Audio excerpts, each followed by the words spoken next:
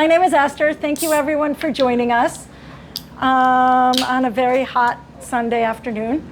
There are always new faces, so I'll just very briefly say a word about our group. We started meeting about a year ago.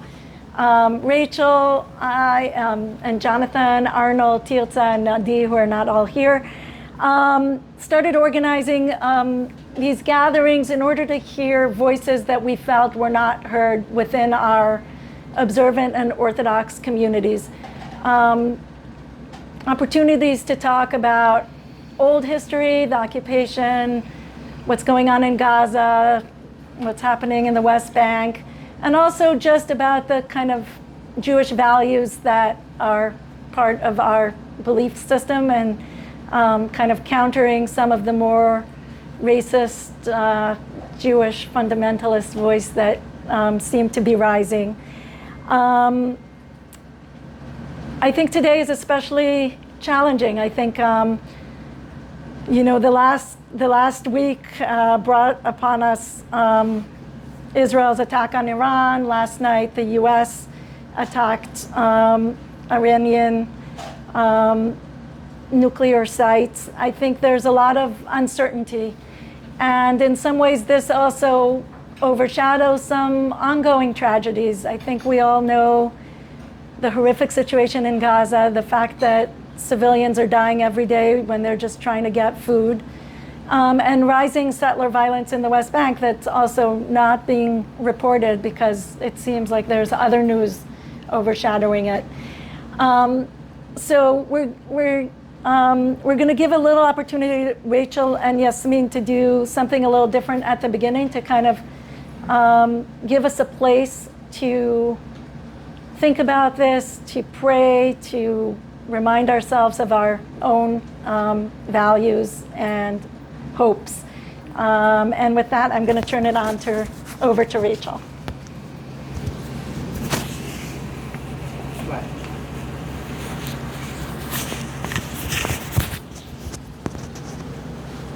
And there are 2 seats up front.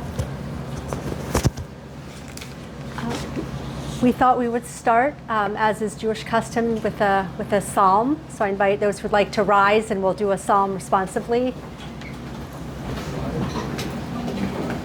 Shir Hamalot Mimamakim Kraticha Adonai.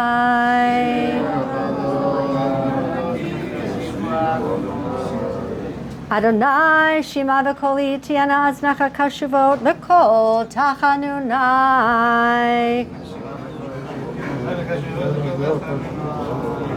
Im avonot tishmarya Adonai miyamot.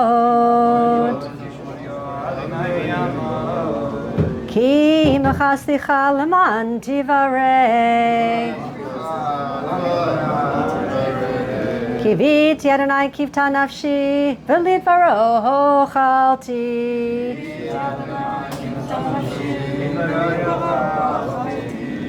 Nafshi l'Adonai mishomrim laboker shomrim laboker. Yachel Yisrael al Adonai ki im Adonai chesed varbei mo fedut. V'hu yivted Yisrael mikol avonotav.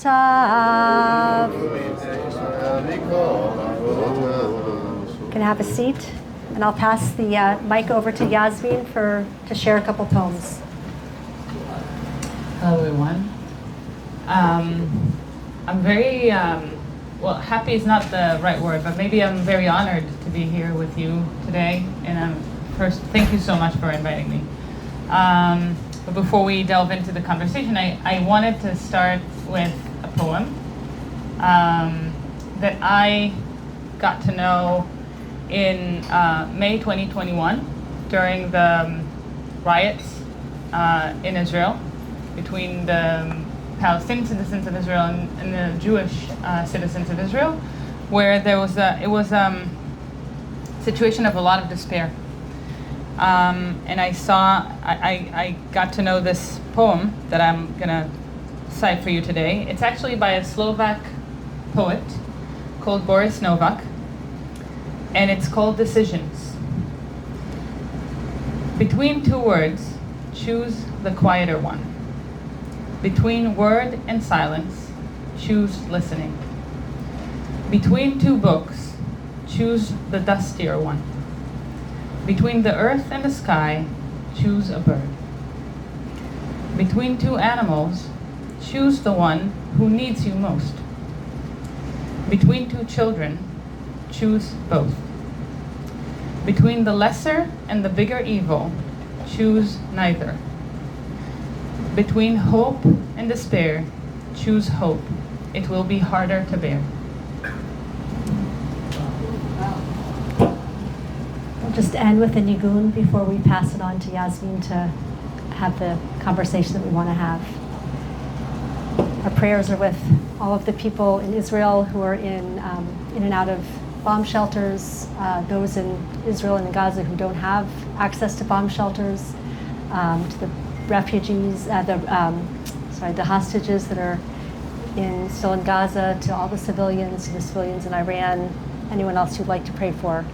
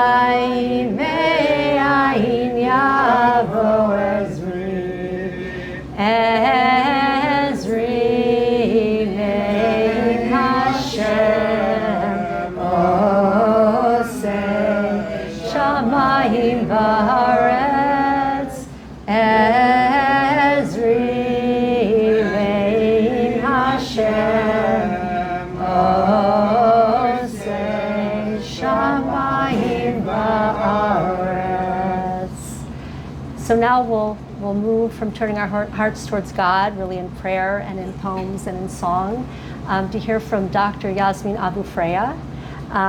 We're going to engage in discussion to think together about, hear Yasmeen's perspective about what's happening in Israel, in Palestine, and in Iran, as well as think together in community about what actions we can take. So as Jews, it's prayer, information, and action. And just a few words by way of introduction. Dr. Yasmeen Abu Fraiha is a Palestinian citizen of Israel. She's a physician specialist in internal medicine.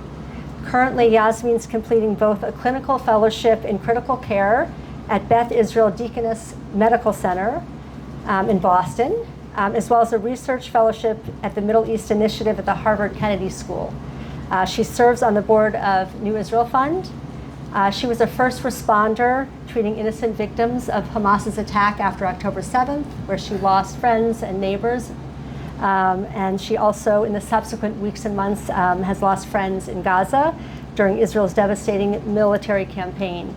Yasmeen spoke at our first conference in March. When I reached out to say, will you come back? We'd like to hear from you again. I think we need to hear you. Yasmeen did not hesitate.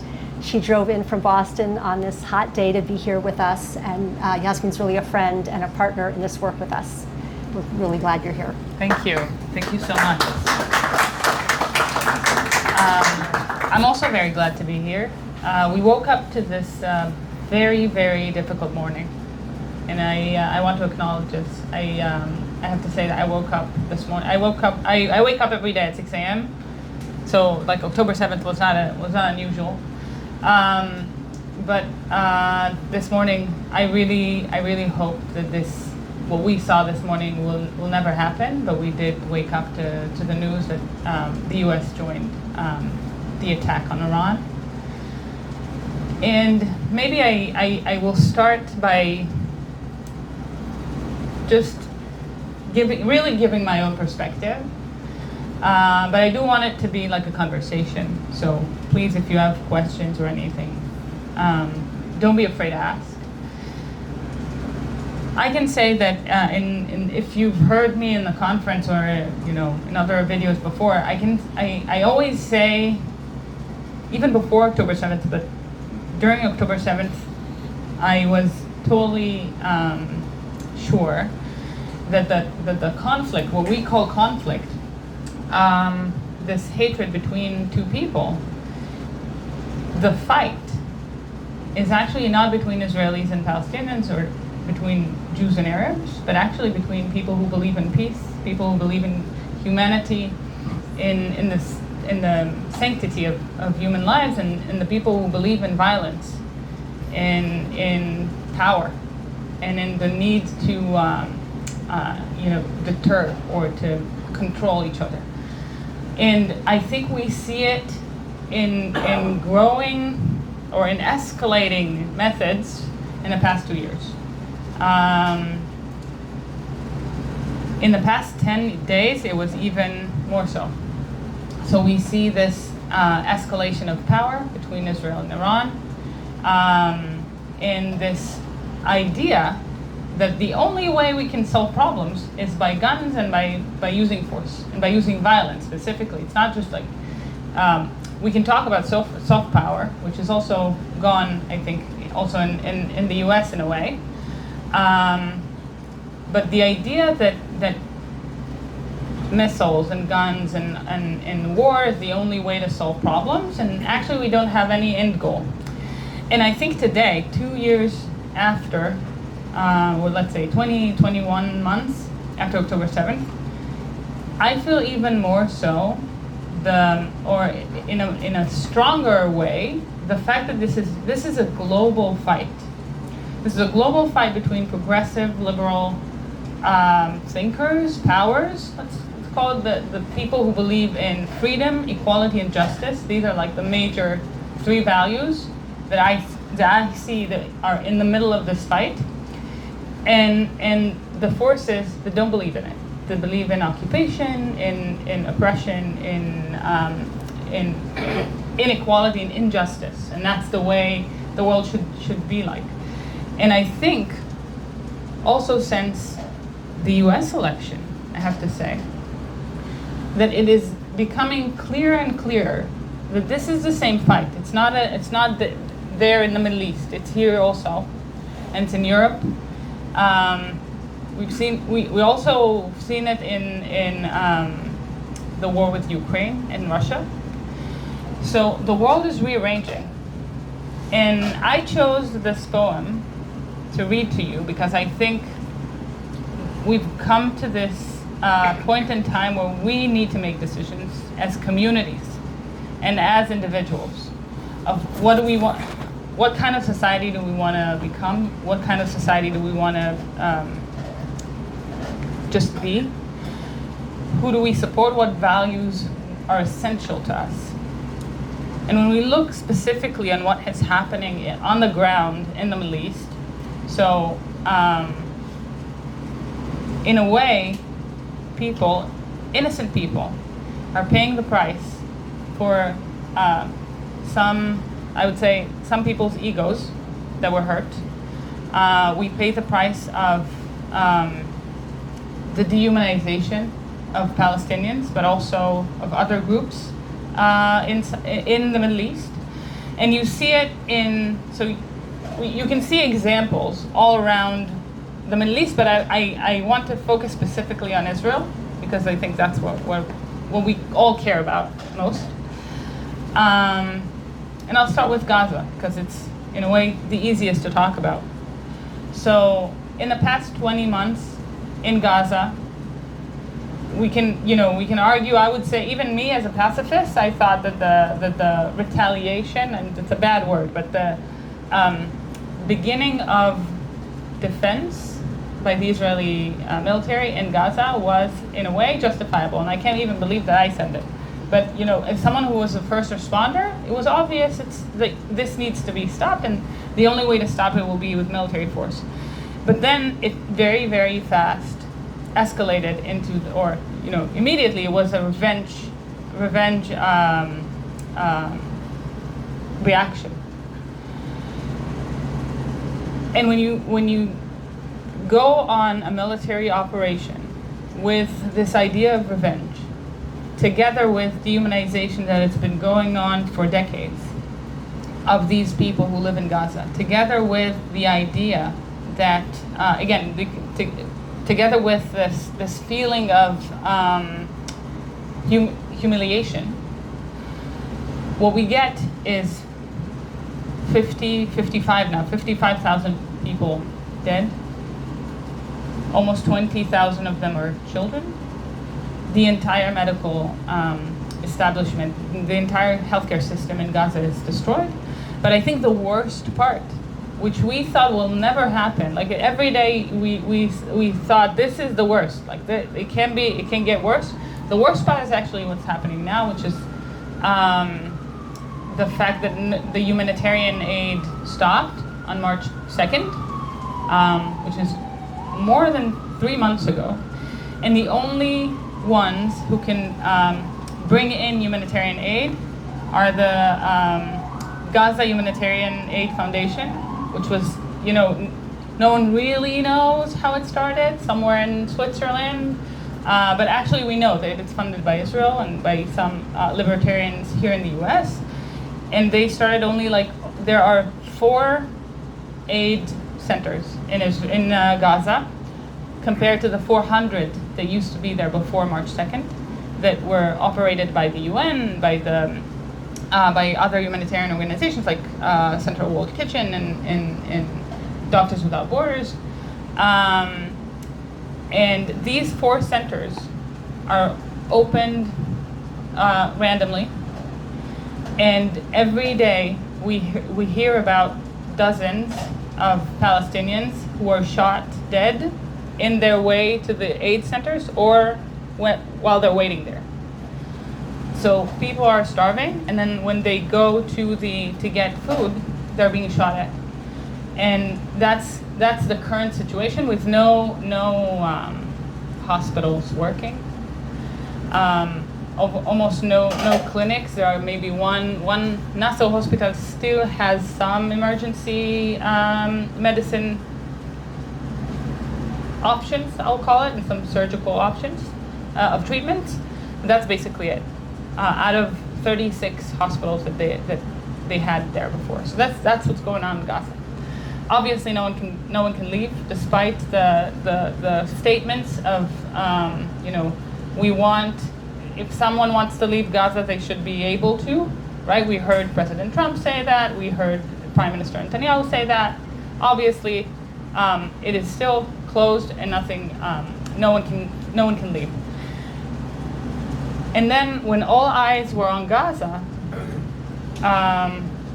no one looked at the West Bank. And what happened in the West Bank is basically formal annexation. It already happened. So there's a minister, you know him, Bezalel Smotrich. He's a minister in the Ministry of Defense, but also he's the Minister of Finance in Israel. And basically, this is the first time in history since the occupation started that the government, the civil government, is in charge of what's going on in the West Bank instead of the military, which makes the occupation non-temporary anymore, with escalating violence against Palestinians, with a clear ethnic cleansing, with daily burning of villages, a lot of violence against Palestinians. Villages are being evacuated in a matter of days or weeks in order to make room for new settlements. And no one is talking about this because for a while we only looked at Gaza. And now we look to Iran and to the damage that happens in Israel, and no one looks at Gaza anymore. So like the whole story of the aid center is not getting any news coverage, almost, at all. And then we go to Iran, and I think what I'm trying to make, like my point basically, is that this escalating use of force is a result of, yes, maybe a justifiable tension, like geopolitical tension between two big forces. I'd say like the West and what they like to call the evil axis, which is like, I don't know, Russia, Iran, whatever. I'm not right. Well, this is interesting. We can talk about this later. Yeah, but that's true. What you're saying. I mean, I think it's bullshit. That's true. I have to say, like, I'm not a political scientist. This is not my field of research or my activism. But I will say that given what happened in the U.S. since Trump was elected president, I want to go back to my statement that I really think that this is all a part of a global fight between communities or governments or people, people, human beings who believe in freedom, equality, and justice, and the other side is the one that believes in, I don't know, xenophobia, that there's no such thing as a contract between the state and their citizens, and the only way to actually change reality is by force. And this is when we think this way, maybe we shouldn't be surprised that the U.S. joined the attack on Iran, despite the fact, and maybe I don't know if you like what I'm saying, and this is not to defend Iran in any way. I dislike this regime very, strongly, but we must acknowledge the fact that they said again and again and again that they were not going to have a nuclear weapon. They always responded to attacks and never attacked, directly. And the rest of the things are a question of whether we trust what we were told or not, and we can debate that as well. But I think what we need to remember is that eventually we need to decide what is our end game as a community. And in this case, I guess we have to choose hope, and we have to choose active hope, because honestly, those people who are deciding what to bomb and where to bomb and what, they don't have a solution. They really don't. They don't have an end game saying, okay, this is where we want to get. They will say, and they're saying it on the news, and this is what we're trying to do, like the opposite maybe in the New Israel Fund, or in the Small Emuni, or all the organizations that work on peace and on connections are actually, they're actually the opposite, because we do have a vision. We have a vision of how this region should look like. Of shared humanity, of working together, of collaborating, of building systems that are shared, that can be managed together, open borders, all these things. But when you ask those who believe in violence, what's their end game? They will say, okay, so we got the Iranian nuclear program 10 years backwards. Okay, now what? So we're gonna wait 10 years and then we do it again? Like, what are you offering? And basically the alternative, the offer, that for some reason that is beyond me, of why people are so attracted to it, is basically the offer is to keep things as they are, or maybe make them worse, and that forever we will live by our swords. And I think the question for us today, and maybe we can open it for questions, for comments, and tell me what you think, is what do we want to do about this, other than just talking about vision, and being desperate and saying, let's wait for the next election. I think that's one of the biggest mistakes that we're doing, is that we're waiting for the next elections, and between the elections where life actually happened, we're giving up. But actually, most of the people don't want to live in war. They want to live in peace and in safety and in a place where they can be good neighbors and their kids will have good schools. And the question is, how can we make this happen? And maybe before we open it, or a few other questions, I will say that also during these times, at least for me, there are always like these bubbles of hope where, for example, ever since the attack on Iran started, again, we got into this emergency status or situation. My family, my friends who live in the Negev, the Bedouin community that did not have shelters on October 7th. We've brought, when I say we, as a coalition of people who are activists, that brought temporary shelters to the Bedouin villages and brought some basic needs. And this was a collaboration between Bedouins, Arabs, Jews, everyone that we see as like our progressive liberal community who care about other people. And I feel privileged. And what brings me hope is basically the people I work with, that I know that in a time of sorrow or despair or in time of need, they will be with me. And these are the people that fight with us for peace and for a better future. So it will be definitely difficult, definitely hard, but we're not alone. I think that's the most important message, I guess, that I want to give you today. Thank you so much. I am going to open it up for questions. I had one before I opened it up to the group, which is you spoke about your perspective on what's happening in Gaza, on the West Bank, in Iran. Could you just say a few words, particularly given your work with Bedouin community in the Negev, just what's happening in Israel proper, Yes. in terms of just say a few words about that, please. Sure. Yeah, of course. So in Israel proper, first, I think that they say it all around the news. First, the retaliation from Iran is something that Israel did not face ever. Like the significant damage is unprecedented. And with that,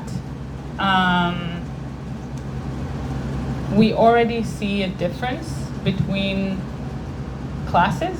So if a rocket, like if an Iranian rocket falls on a wealthy city, its residents will have better services and will get better help than other cities. So that's one.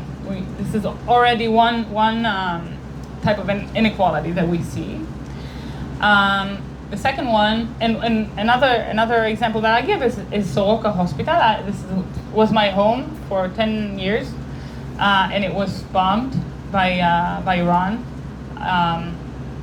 awfully so. Like I speak a lot about the healthcare system in Gaza, but I always say that no hospital, no medical staff should ever be attacked during an armed conflict.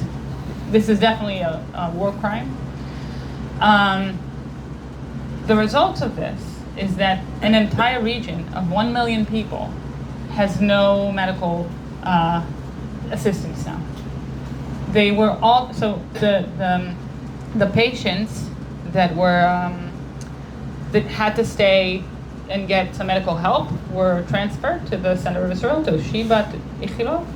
Those who were not stable enough to be transferred moved into like a sheltered space underground. But basically the hospital, so we talk about one building, but the entire hospital was damaged because of the ricochet.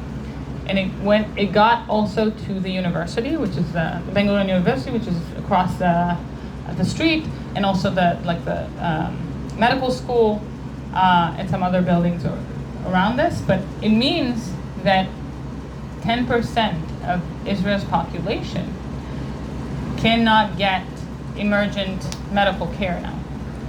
That's the result of it. And out of them, like this 10%, which is a significant amount, a third are Bedouins. And the Bedouins, as I said, like they don't have, many of them who live in unrecognized villages, they don't have like electricity, they don't have running water, they don't have clinics. Even though I have to say today now all the clinics are closed, so only the hospitals are open in Israel. But they don't have shelters, so they run. Clinics are closed. Terrans, everything's closed. So emergency medicine places, let's say clinics, are open partially, depending whether they're sheltered or not. But the clinics are closed.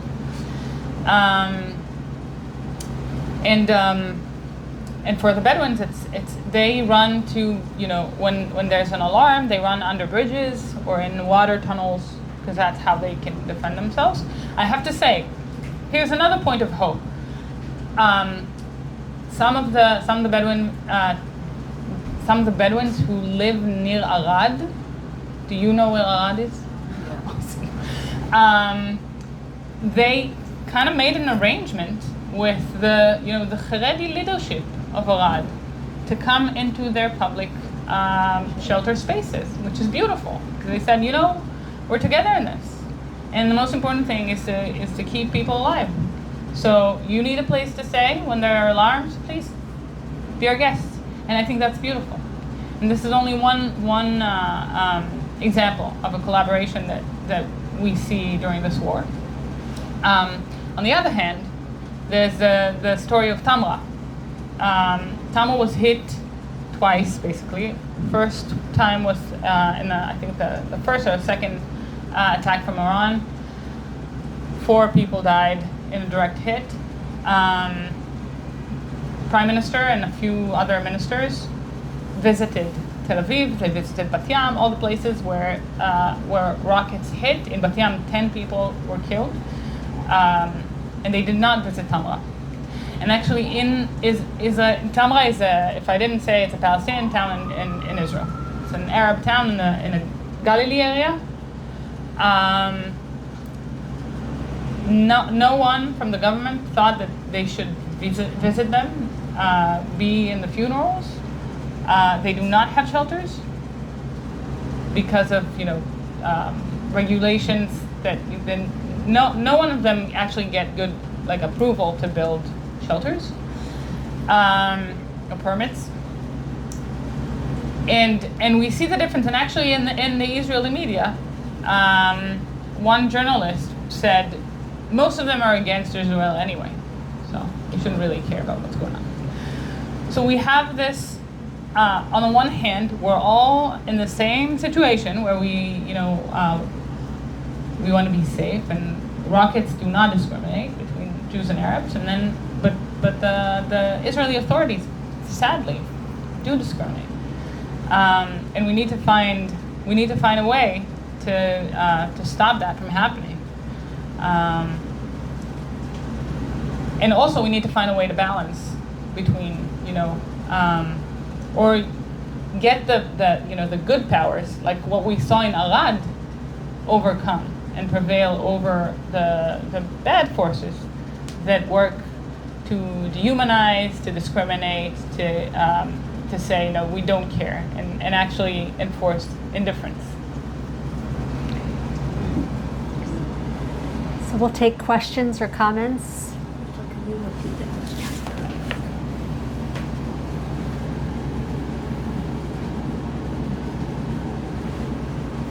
Everything is clear. You want to call them, or you want me to? Yeah. So go ahead.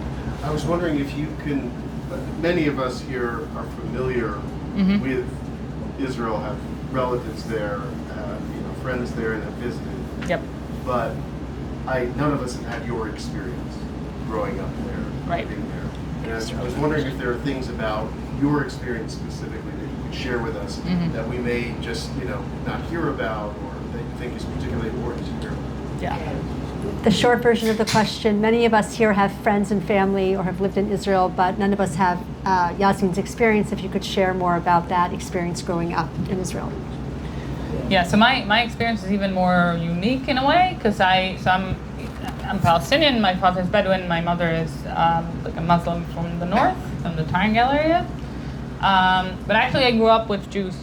Like when I was 5 years old, we moved from Tel Sheva. Tel Sheva is one of the Bedouin towns in Israel, where I was born. My father was born and raised there. We moved to Omer. Omer is a Jewish town, and we always say that this is like the distance between the two is 5 minutes by car, but about like it's like driving through time. It's about 100 years in development, and I think because of that, I find it very easy and challenging together to understand all sides. All of my friends, really, like the vast majority of my friends were in the Israeli army. Some of them are in reserve duty right now. And you know, I am here. I hear the calls of, you know, talking about the Israeli military as a genocide military, as like war criminals. You know, it's difficult for me. These are my friends, and also, as someone who was born in the Negev, I grew up in a way used to get rockets from Hamas thrown at us. So I understand, and also, you know, growing up in a Hebrew-speaking school, and let's be honest, the Jewish school in a way, because the education system in Israel is very segregated. I grew up on the Israeli narrative. Okay? I like on the need to fight to keep the existence of Israel, and I didn't do that when I was in high school, but I visited the death camps, the concentration camps in Poland, because I felt, I still do, I feel like every human being should do that at some point in their lives. Don't tell anyone I told you that, but I also think it's more important than going to Mecca. So I think it should be like the Hajj should be replaced maybe with going to Poland and see. And the reason for that is because I really think that this is how you learn about the banality of evil, and how we can all do bad things. And it doesn't matter how we think we're enlightened or educated. You should see it with your own eyes to understand how, what bottom can we all lower ourselves to.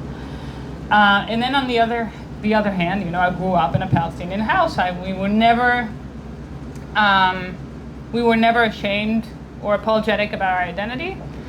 My mother always talked about her trauma from the 6-Day War.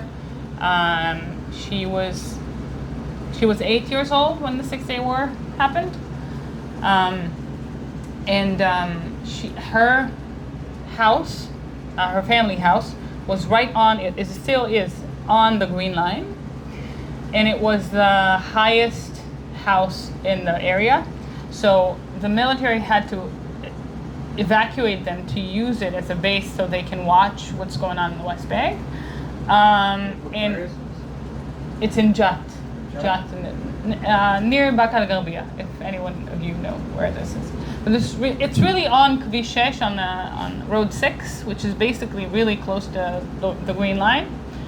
And they had a very traumatic night because they were kicked out of their house. Her mother went to get some blankets, and the soldiers hit her. Her father, my grandfather, was a school principal. So they also, when I say they, the IDF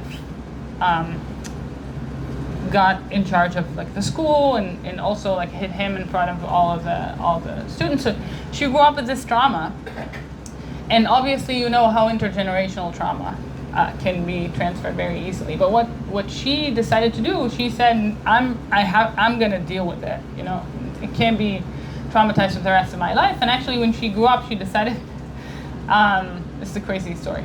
She decided that she's going to teach soldiers Arabic.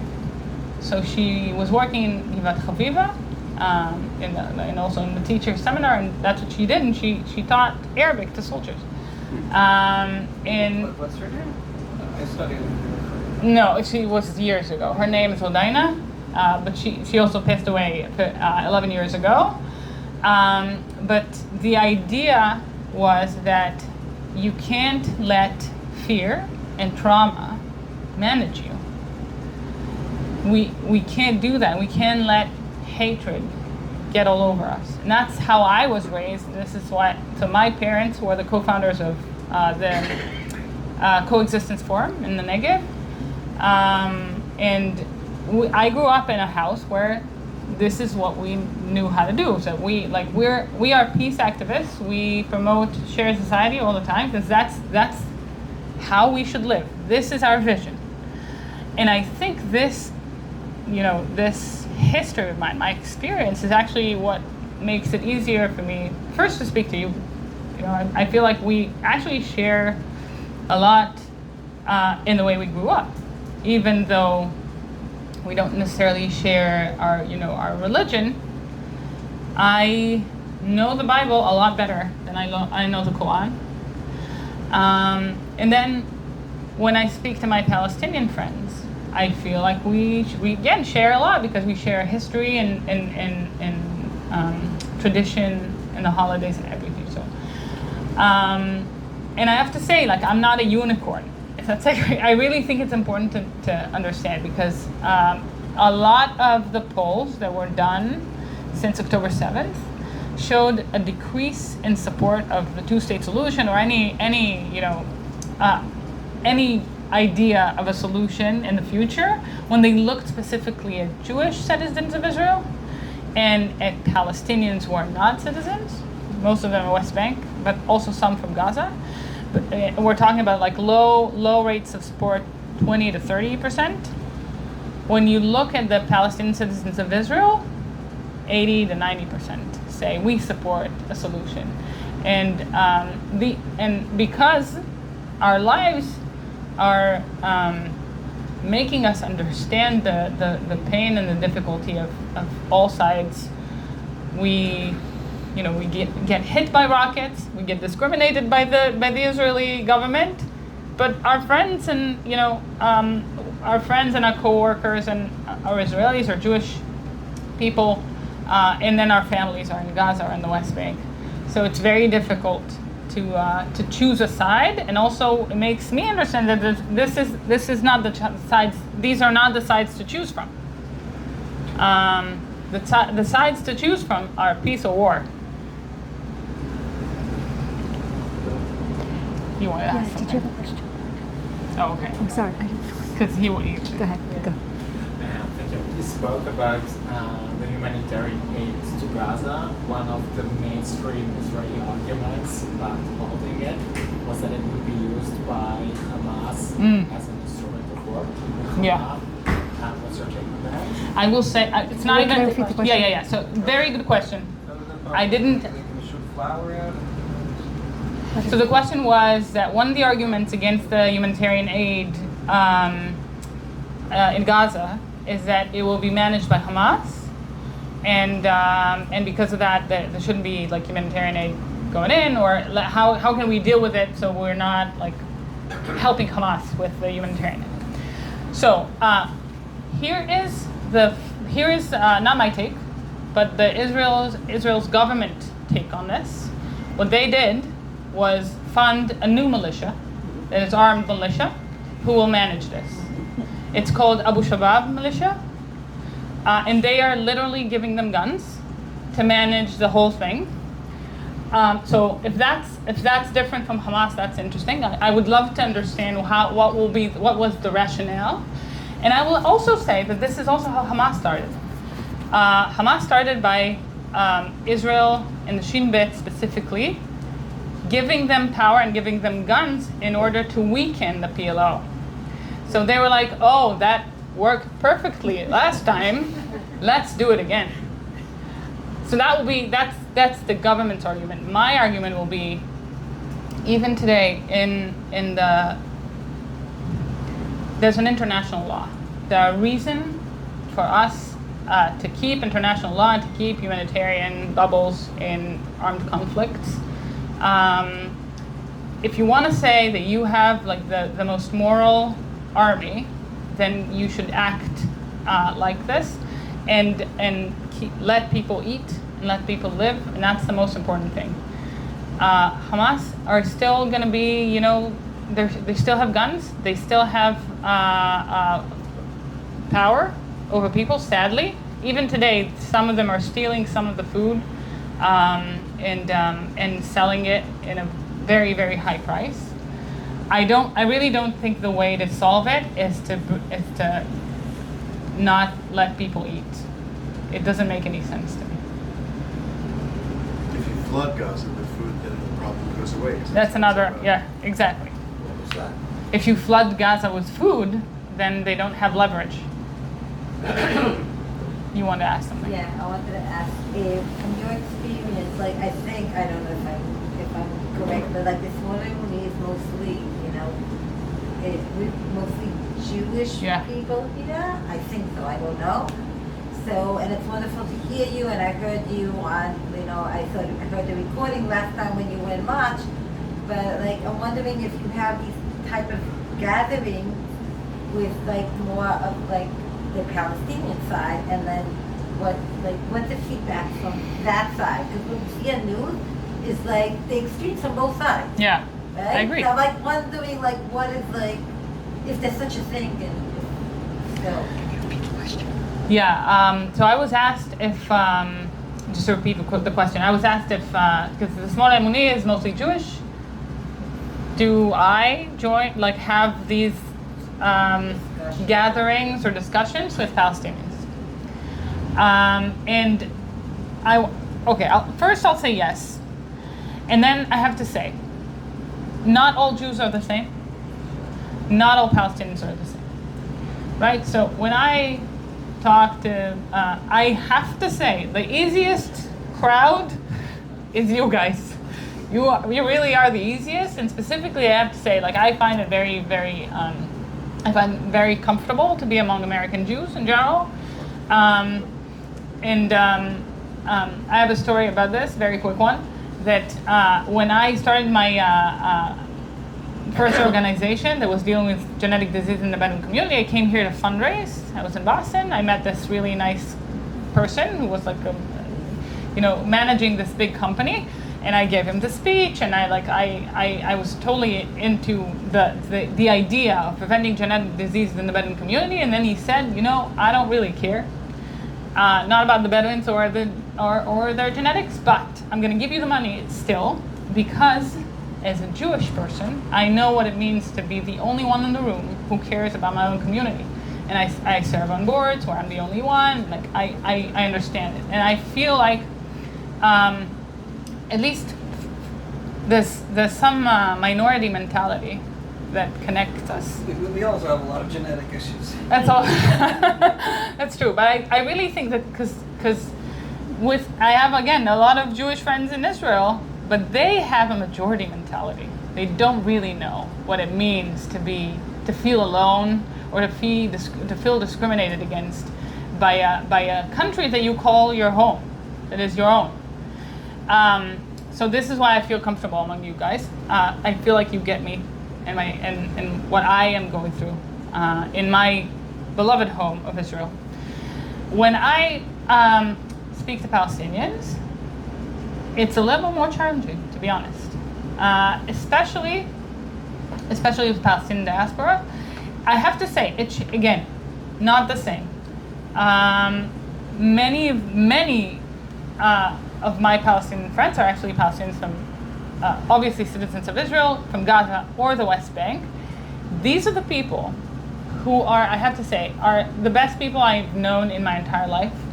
They are all supporting peace. They all are activists who are trying to find, mutual ground. Obviously, I'm biased because, I'm not friends necessarily with people who don't see eye to eye with me. So I believe that there are others who are more extreme. I will say that I find it the most challenging to speak to Palestinian diaspora. But again, I don't want to generalize, but I had some very difficult experiences because they find it offensive that I collaborate with Israelis. Because for them, their personal trauma is that we were kicked out. We're still refugees. We're still stateless 77 years after the Nakba. We still don't have rights. And you are friends with the people who are in charge, like who caused this. So they find my presence offensive. And even if I will say, I didn't choose it. I was born in this country. And just going to the university, you have someone who's going to be, sometimes a soldier with a gun next to you. What are you supposed to do? Like, what are you expecting me to do? So, yes, there are extremists from both sides, but I will say, I don't know if I'll call them extremists. I think we are all stuck in the story that we tell ourselves, right? And when you are stuck in being a victim, you can't really see anything else. So you see it on the Israeli side and you see it on the Palestinian side, but you also can find a lot of people who are willing to, get over this view and say, yes, I was a victim, I am a victim, but I'm not willing to be a victim anymore, and I want to do something about this. And there are many.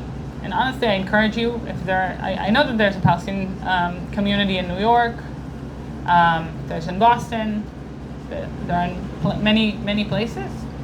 Try and reach out. Yeah, do we have time? I don't know. Yeah. Yep. Yes. Hi, my name is Debbie Berman.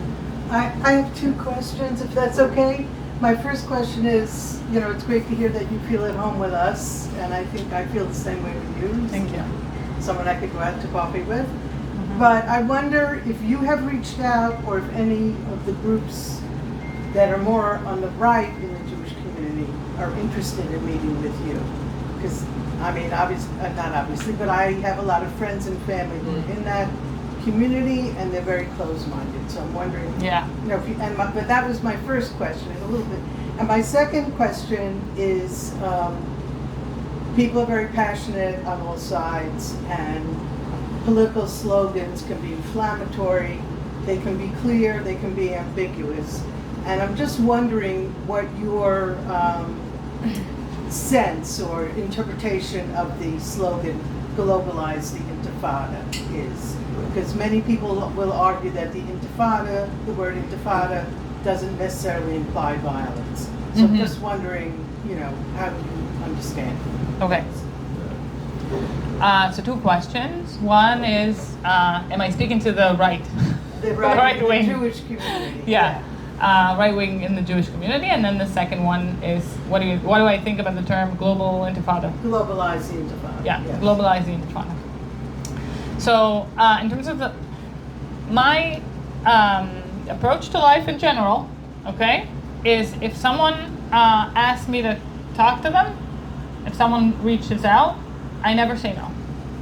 And I have a videotaped proof, which is I spoke at the AIPAC conference in 2019. Many of the Palestinians here cancel me because of that. But yes, if someone will tell me I want to hear what you have to say, I will say yes. And I think usually it works because first you already know that they're open to something, and it doesn't necessarily have to say that I'm not gonna give my entire spiel. And I try to make it more palatable. What my messages, depending on the audience, obviously, because I think that people are in different stages of their journey towards peace and humanitarianism. Yes, I know it's been more challenging since October 7th, for sure. I actually find my mission now not necessarily, I don't boycott the right wing, but actually to try and bring those lost souls, I like to call them, who woke up on October 7th and decided they don't believe in peace anymore, and now they're in the center, or whatever you'd like to call them, bring them back home. And also bring those, specifically, I can't really talk about the American Jews about this, but mostly in Israel, like the center in Israel, are people who believe in democratic values, but they cannot commit yet. So you see them. These are the people who would be on the streets fighting against the judicial overhaul, and then once October 7th happened, they are now like they don't care about Gaza. They say I have no empathy, whatever. But even before that, with the whole protest movement, they didn't care about the occupation. They weren't. That's what I'm saying. They say we will deal with the occupation later. Right. So this group of people, they still have. We share values. We share values. So I try to focus my attention on them and try to bring them into a more value-based conversation and say democracy for some is democracy for none. And if you want your democratic Jewish state and you want it to be secular and you want equality, let's talk about equality. I don't think I will ever be able to convince someone whose ideology is that Israel should be a fully Jewish state, Eretz Yisrael Shlema, from Prat Bachildeke, whatever, from including Jordan and Syria.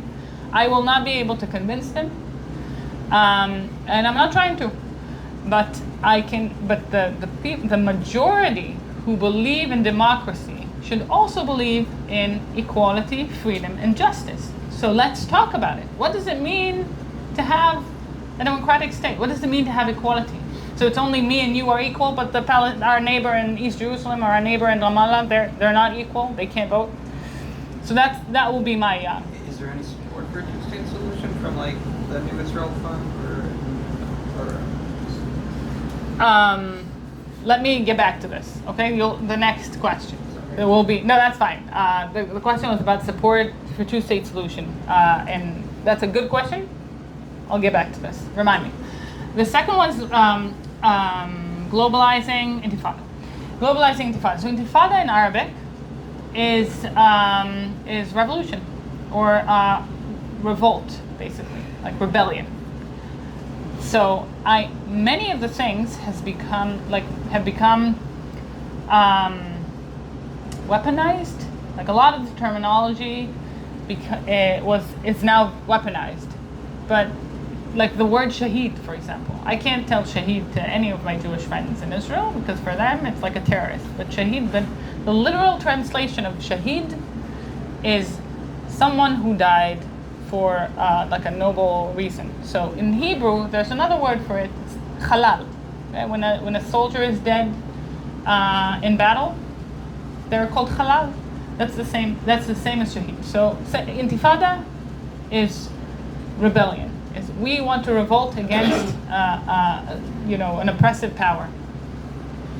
So when this is the meaning, then I say yes, we should all fight, we should all rebel against an oppressive power. And that goes back to how I started my talk, saying we're in this global fight now against oppressive powers coming from Russia, China, the US at the moment, trying to get a lot of fighting against a lot of our liberal values of bringing people in, the importance of science and academia, and so this is a global war, and I really think that the intifada should be globalized as well.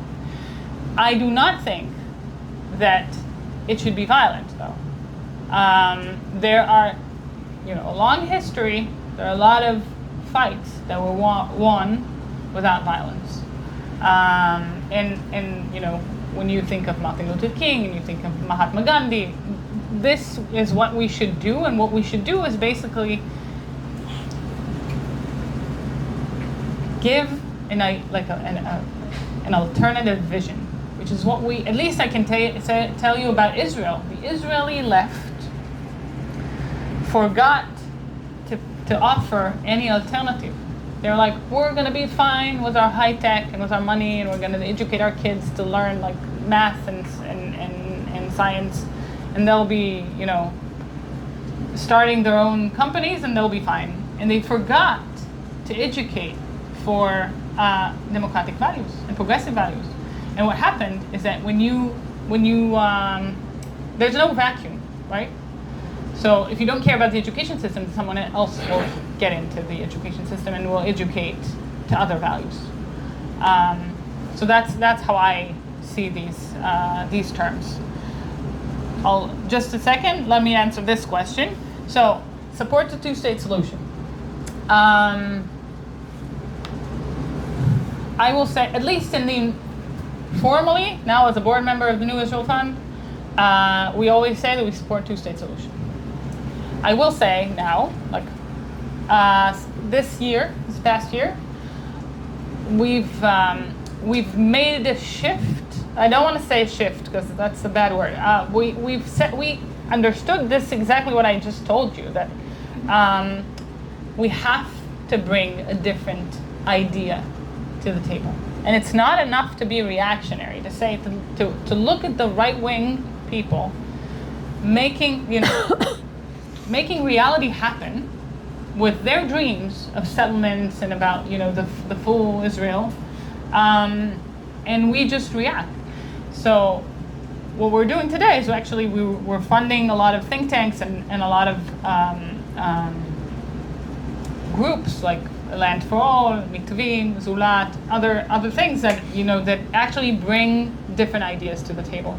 But the concept is any peaceful solution, any negotiation, whatever works in an agreement, we're going to support. And I think this is also my personal agenda, I have to say. And there were a lot of polls done in Israel and in among the Palestinians to see their support, and it is amazing to see that some very small changes increase support in the two-state solution, or any solution, honestly, in the two groups. For example, for the Palestinians, if you would ask them, are you in a poll, are you supporting a two-state solution? They will say that the support rate are among the 20-30%, as I said before. But if you say in a question later, they were asked, what do you need to be able to support a solution? And the most common answer was recognition of the Nakba. That's it. That's all they want. No one, less common were borders, land, whatever. But the most important thing is recognition of the Nakba. If you have a recognition of the Nakba, will you support a two-state solution? You see the support rate grows to like the 60s. And then for the Israelis, for them, when you ask that question, when the question is if the solution will include a regional arrangement, okay, like with Saudi and the Gulf, will you be able to support this? And they say yes. Again, support increases to the 60s and 70s. Another thing that increases support is for the Israelis is like if the Palestinians will change their textbooks, like the educational textbooks, for example, and not teach hate or whatever. So these are like simple things that can be done, and so you see that I still think that most people want to live, in peace eventually, and they just don't know how, and they can't imagine it. I think that's the thing. We all know that there's a crisis for the in Israel was a crisis for Jewish people, but the biggest crisis right now is for Palestinians. Correct. There's no way around that. If you talk about a Nakba from 48, what are they going to call this Nakba? What are they going to call this Nakba in 20 years? So my question is, what can Jewish people do to support Palestinian freedom, Palestinian self-sufficiency, Palestinians who are traumatized every day? What can we do? That's a beautiful question. Thank you. So I was asked, you phrased it so beautifully. I'm sorry that I'm going to be like misphrasing it, but I was asked that, you know, if in 1948 it was a Nakba, now maybe the least fortunate people around the world are the Palestinians, and it's even a greater trauma what's going on right now. And the question is how we as Jews can help the Palestinian cause. And my answer will be recognize the Nakba. That will be the first one, and that's pretty easy because I think you're already there, both all of you. And then the second.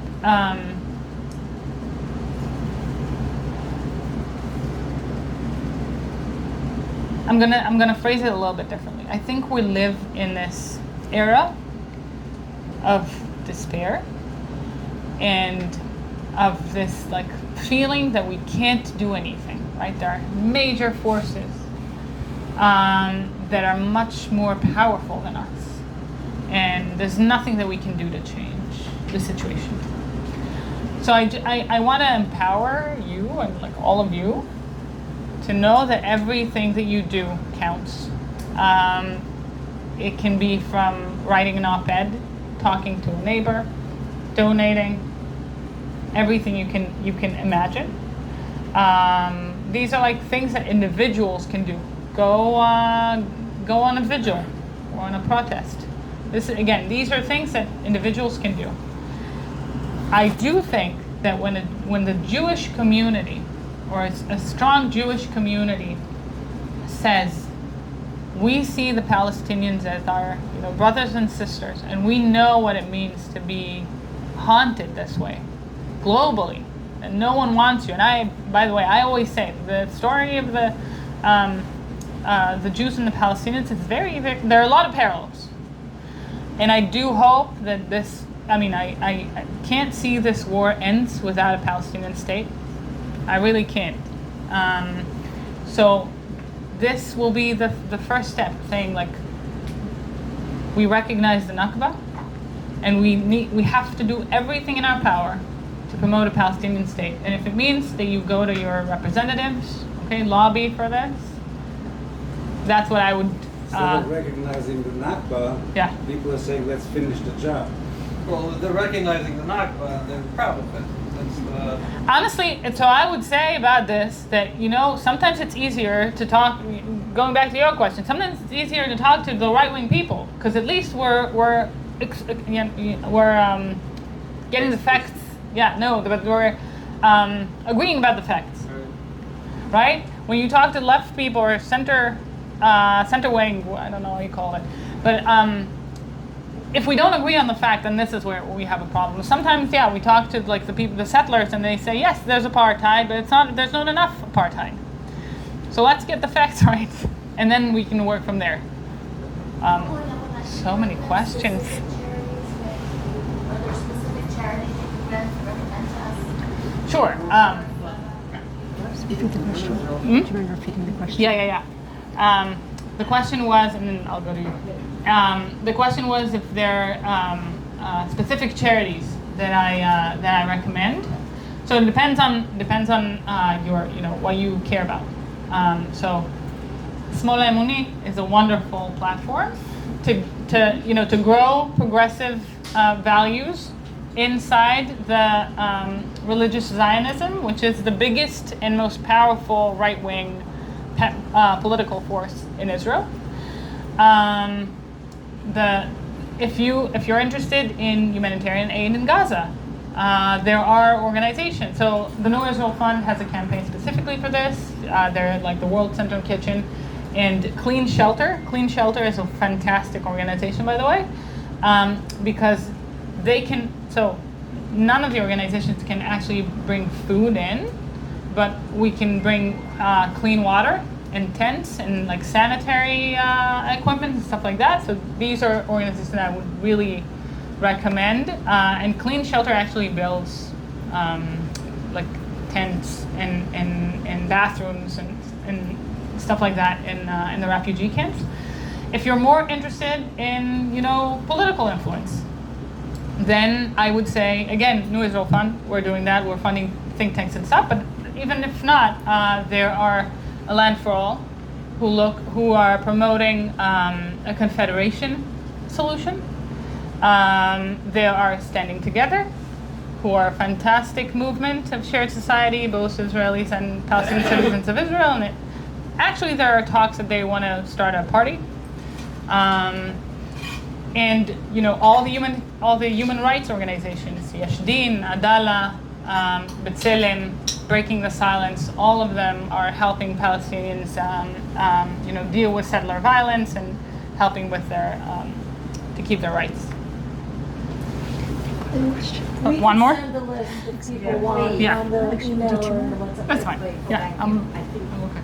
Yes, please. Well, first, Einstein had asked Freud about, why do we have wars? And he said, whenever there's a conflict, the first solution for everybody, it's almost like human nature to have violence. And so it's not surprising that that's where we are today. The other thing is you said something terribly important, which is the recognition of Nakba. So anybody who has been a victim needs to be validated for their victimization. And that's the first, and the Native Americans here needed it, the Holocaust survivors needed, validate, and that it took so many years for the Holocaust survivors to get validation. Right. I think the Native Americans have still not gotten validation in America. Most of the textbook kids learn don't have it. My question to you is, the Jews living in Israel have lived with an existential fear of being annihilated by Ayatollah Khomeini since 1979. And I am wondering whether you, having also grown up in Israel, whether you had any existential fear of the fact that Ayatollah Khomeini wanted to basically eradicate the state of Israel. Thank you for this. I'm gonna answer. So first, I wanna talk about your first comment. So I was asked. Yeah, I know. So the first comment was that actually, it was a conversation between Einstein and Freud that I can't recite. But the point was that we have, we're all violent. The conflicts are always violent.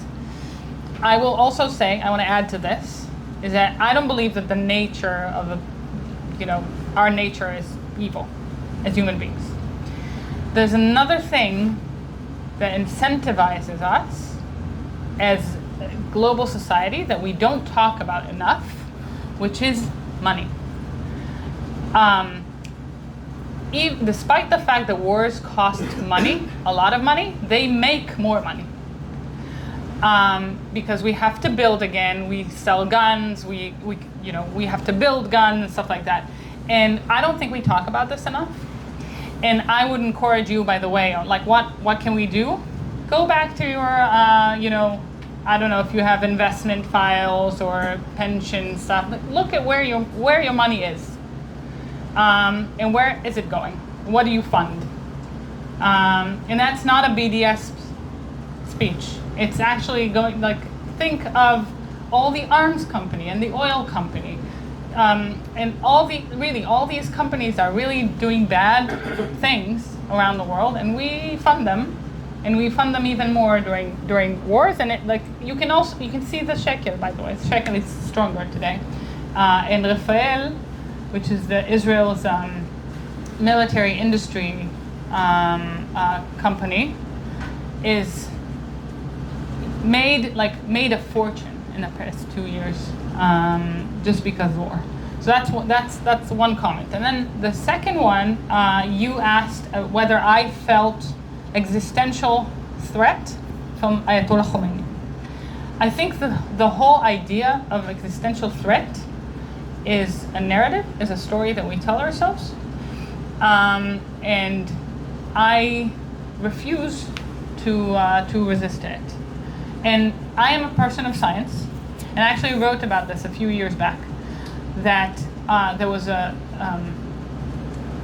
in Israel, on a daily basis, dozens are killed on the roads, okay? Thousands are killed every day every year, from cancer and heart problems and whatever. We fund the war against Iran in the past 50 years much more than we fund our healthcare system, right? Despite the fact that up until maybe October 7th, not one person in Israel died from the Iranian nuclear threat. So that's a priority. That's a priority issue. I really think that also the idea of an existential threat, I understand where it comes from. Again, with being a community that survived the Holocaust and survived other terrible situations in like the North Africa and the Middle East. I understand where it comes from, but I also feel, and I say it with love, that the existential fear is being replaced every once in a while in order to control people. So tomorrow, if the Iranian regime will fall, then we'll have an existential threat from someone else. Maybe Russia, maybe China, I don't know. But it's a very good way to control people. So I mean, we can't continue to believe that everyone wants to destroy us. Because first, I've never in my life met someone who told me I want to destroy you. It's not a thing that people do. So we can talk about governments, but I really do think that the idea of destroying a country is long gone, and it's not based on reality and based on like what history shows us in the past 500 years. So I would put some doubt on this, and understand that this is again a story that we tell ourselves. Do we have one more question? I'm sorry. I promise that I will answer you after that, but you wanted for a long time. Here's my question. I think we're in a period of amazing lack of leadership all around the world. And yes. Do you see any Palestinian leadership? Okay. Do you mind if I take the other two and then we'll close? I would love that. Yes, you wanted to ask. So the question was, do I see Palestinian leadership that can help? I wanted to introduce into this discussion my personal dilemma. Besides feeling estranged from so many of my friends and family who are on the hard right, I participate in discussion groups with non-Jewish people who are on the hard left, for whom the idea of the word colonialism gets into almost every discussion. The Jews are colonialists. Early Zionists in the early 20th century embraced that word. And now it's being embraced by the American non-Jewish left. They say to me, are you a Zionist anymore? Zionist being a very dirty word, meaning I want to kill Palestinians. Yeah. And so I feel myself not only hedged in by the religious right, but my friends who were friends and colleagues on the secular, non-Jewish left, pressing me into this room here is the only place that I can feel people think like something like what I think. Thank you. And there was another one in the back that wanted to ask something, and then I'll answer all. Healthcare.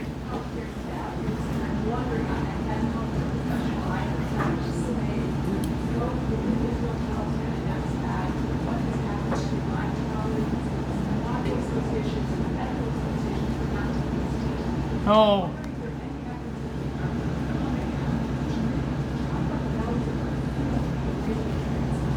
Love that question. Thank you. So, Palestinian leadership. Thank you. I appreciate it. I don't know if I understand this. But Religious right and colleagues, friends on the left. Fenced in. yeah. I might need a reminder of this. But Palestinian leadership. I agree that we have a crisis of leadership in general around the world, but we have a crisis in political leadership. We do not have a crisis in leadership in general. There are many people who lead, but not in a formal position.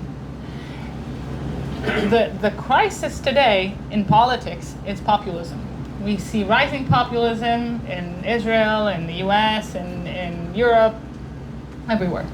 But we see fantastic leadership on the ground in civil society organizations, in universities, in the private industry.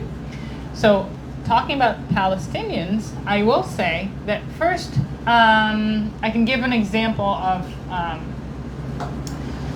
so you will not hear one good word from me about the PA. I have to say, sadly they're corrupt and they're doing only bad things. But there are a lot of Palestinians who are, fantastic young people who lead organizations, who lead companies, who are working for their people to build their country, okay? And they can be fantastic leadership in the future. I can give, so one example will be the A Land for All. I talked about this. A Land for All is, a movement that is promoting a solution of confederation. Their board is comprised of 50% Israelis, 50% Palestinians who are not citizens, so either diaspora or the West Bank.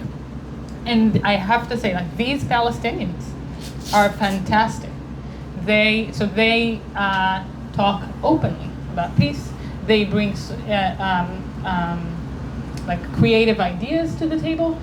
This past month, before the war with Iran, they actually published a few papers about the idea of a confederation in the most important news outlets for the Palestinians and the Arab world in general, and they are leading in a very tough situation, a very creative idea. So I do think that there are leaders. I think it will take time for us to see them in a powerful position where they can make decisions on the political level. But don't give up. They're beautiful. They're really good Palestinian leaders. About the question on the narrow left, I would call it. You must meet these people too. Who say Israel is an illegitimate colonial operation. Right. Should be Right. So I will say, on the colonialism thing, I have one comment to say is that even so Israel calls the settlements, in Hebrew it's mif'al ha'itishvut, which is the literal translation will be the colonial project. So that's the Israeli narrative. But I understand completely your feeling of being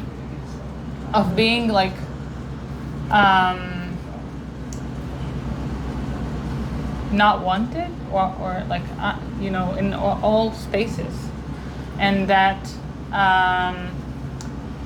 just by being you and going into the room, people assume things and decide that you're a bad person. I've had that a lot, many times. Just by saying I'm a Palestinian citizen of Israel, then people assume things. So, but I think what's beautiful about this community, what I would advise you to do, in these communities is just, again, be you, bring your values, have an open conversation. Ask them, what is Zionism to you? What is colonialism? Or at least explain how do you see this? Maybe they'll convince you, maybe you'll convince them.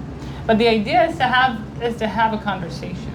And the fact that you even have this interaction is already good. And I would say the fact that you are all here, that's a very strong community that you can support each other when you go out, and deal with those, with these difficult conversations. Because maybe you won't be able to convince anyone that it's not a colonial project. But I don't think that's the important thing. I think what's important is to make people understand why Israel is important for you, right? And once you say I'm against the settlements and I want an Israel that is equal and everyone is free, then that's different, and that can confuse a few people. So I am always pro open conversations. I think it's the best way to do it. And some people you won't be able to convince. But then just try to vent to these people here. And that actually brings me to the next question, because I am a part of. We actually started a group of healthcare professionals inside Israel. We have a WhatsApp group. We started as like 10 people. Now we're 70. To fight against the Israeli Medical Association, but actually we call ourselves like healthcare professionals against the war. These are all, so we started really like a few people who were really frustrated by the fact that the Israeli medical establishment is just okay with what's going on. And it's extremely, when I went to medical school, I learned that every human being is important, is sacred. And it is my job to save lives and help everyone and treat everyone equally. And then this war happens, and suddenly you have this.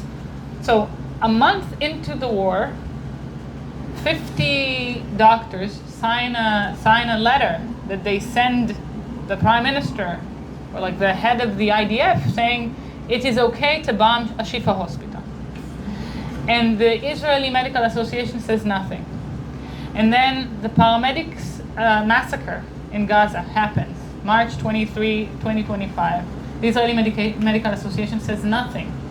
We published a lot about this. We had a petition, we initiated a petition in which more than 500 healthcare workers signed to say that first this is an illegal war, but also to make the IMA, the Israeli Medical Association, say something, right? Have some kind of statement, because it's unbelievable. Nothing happened. They didn't say anything. When did they wake up? After Soroka Hospital was bombed. Soroka Hospital was bombed. They reached out to the World Medical Association to say you should give some kind of statement that it's not okay to bomb hospitals. Okay, good. Really, thank you for waking up. Despite the fact that almost every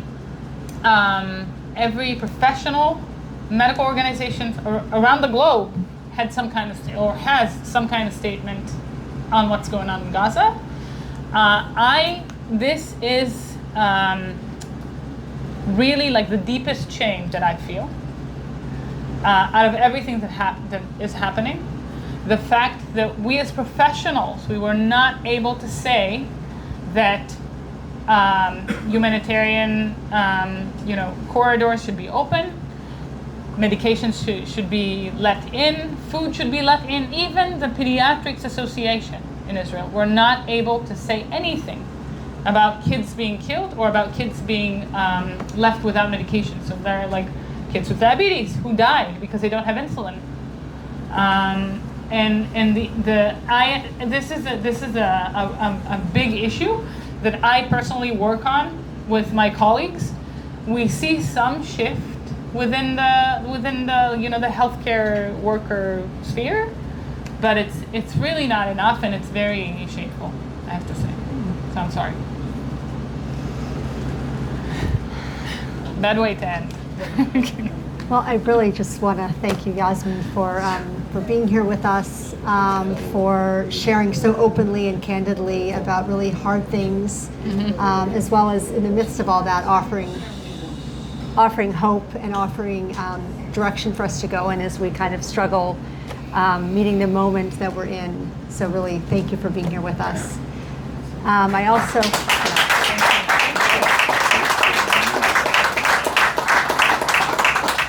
I want to thank our hosts, Jessica and Jörg. Yeah. Thank you so much. Opening your home on a very hot afternoon. I want to let people know about our next event, which is actually Rabbi Blau, who now is living in Israel, had intended to be in the States. He will not be here, but we're going to do a Zoom event. It's going to be our first ever, what we're kind of describing as a hybrid event. We will have an in-person event here in New York City at the home of Sally Gottesman. People are invited to come at 12:30 for bagels, and then the program will start at 1 o'clock. For those outside of New York City, people are welcome to come in on Zoom as well. So we're expecting a big crowd, and really I'm glad to have Rabbi Blau speak to us again directly. The date is June 29th, a week from today. And if this is your first time here, if you have questions about small M&E, please speak to Jonathan. You want to raise your hand, Jonathan? Esther, or myself, and we're happy to answer your questions, and we hope to see you again at future events, and check us out online. Thanks again, everyone. Thank you, Yasmeen. Thank you.